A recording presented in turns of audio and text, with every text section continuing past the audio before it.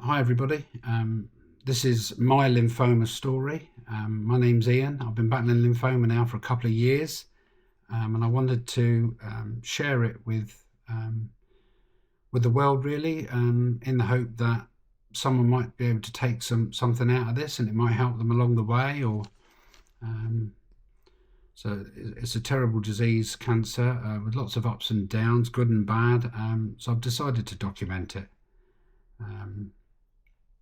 In the hope that it will help other people who experience either lymphoma or maybe just any form of cancer really. I think we all go through it, probably in the same way, but there's obviously lots of types of cancer. So I'll start with this part one, my diagnosis, my symptoms. One of the biggest questions that I get asked is, how did you find out you had cancer? What made you go and get things checked out?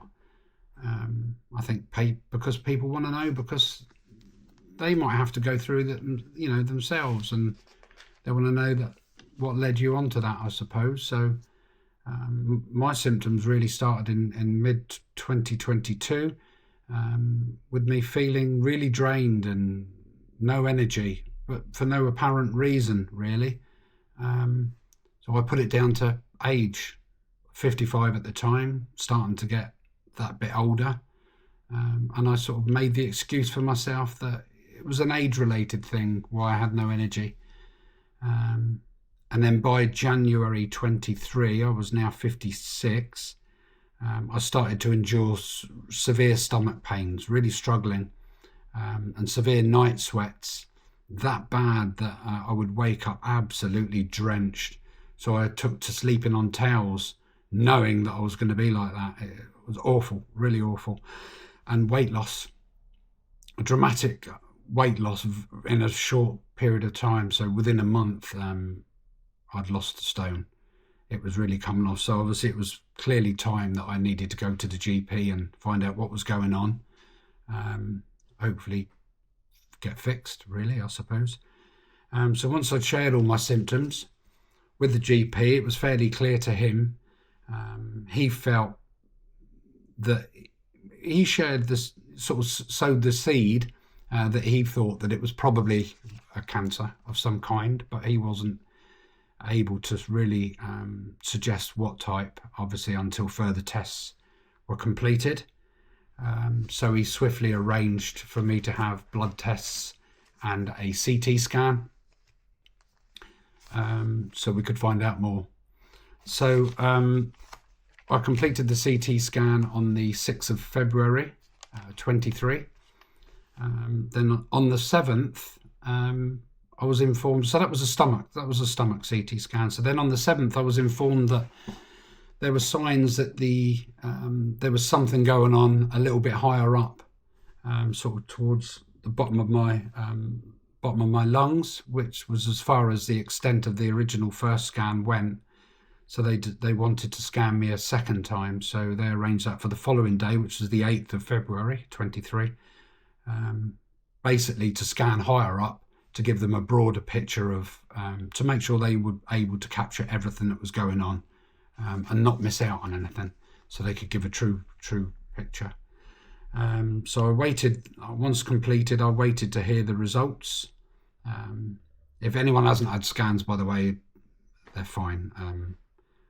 As long as you're not claustrophobic, they're not too much of an issue really. Just lie still and let them get on with it, and it doesn't take too long. So I waited to hear the results.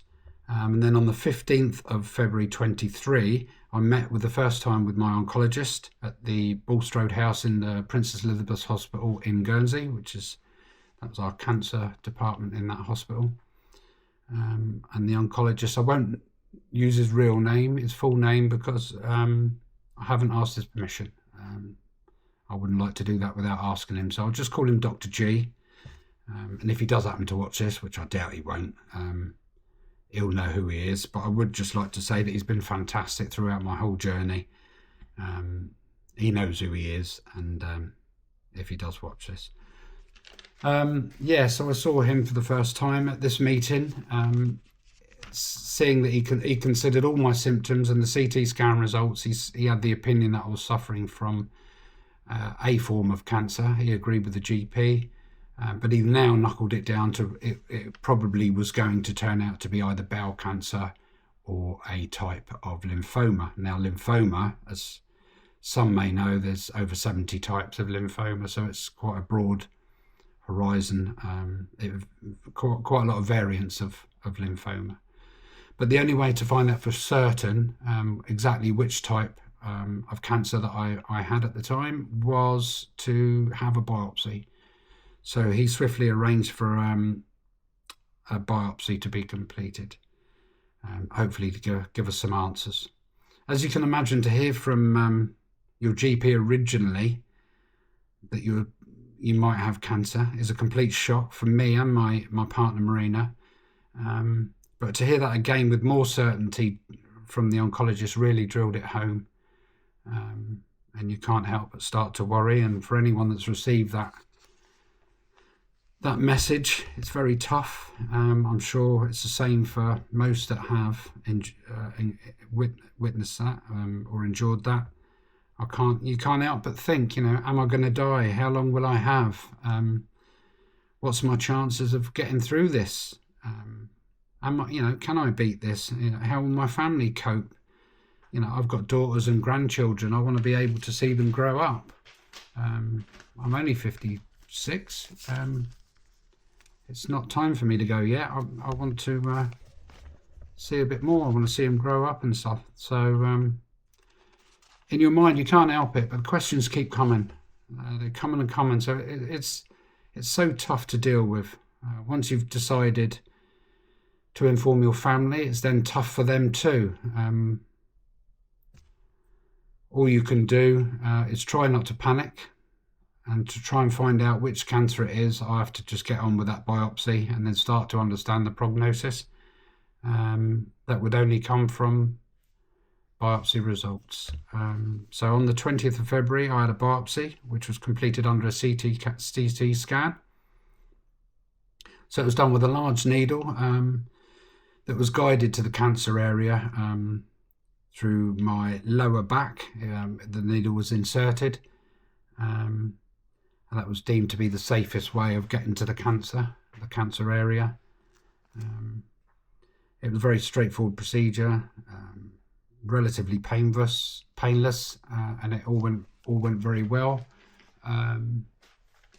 Quite a quick thing, really. It didn't seem to last too long. So that was completed.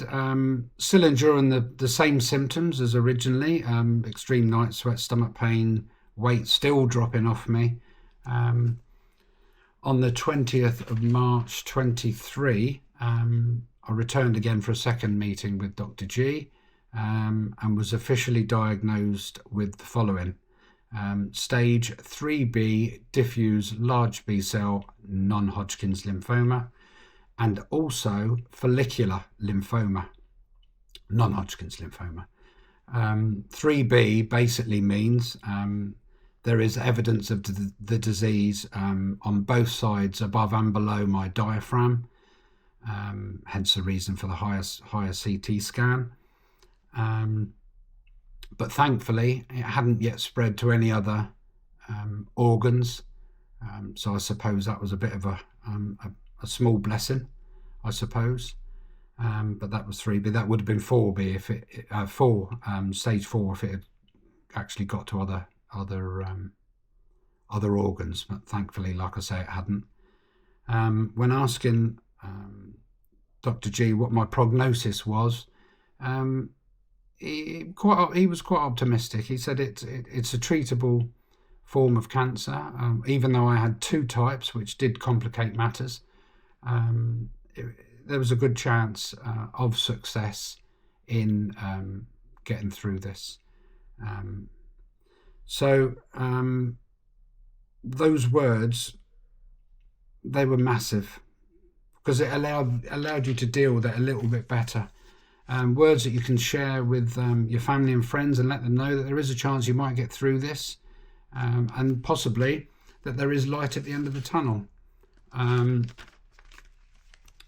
to be able to try and remain positive, I think, is massive, really. I'm a great believer that remaining positive really helps your fight against this disease, and gives you an advantage, a little advantage over it. I really do believe that to stay positive, you really need to try and do that if you can. But it is difficult, very difficult. It's, like I said before, highs and lows, bit of a roller coaster ride throughout the whole journey. So you can't help but have dips, but generally try to stay positive as much as you possibly can, and it really will help you, I think. So Dr. G confirmed that I would need to undertake a course of chemotherapy, which the type being called RCHOP, so R-CHOP,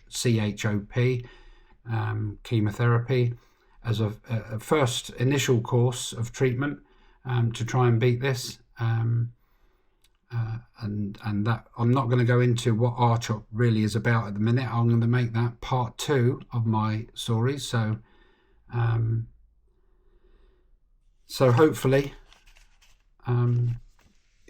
it can be of some help to some people. I hope you've enjoyed watching part 1. I will continue with various parts. Like I say, I'm going to split it down to different elements, and people can watch just certain elements that they need to at the time, they think might help them at the time if they choose to, or they can watch each part all the way through once they've been created. So I just hope it helps. I'm more than happy to answer any comments, questions, or anything like that, if I can. So please like, share and subscribe, and comment or question if you need to on the video.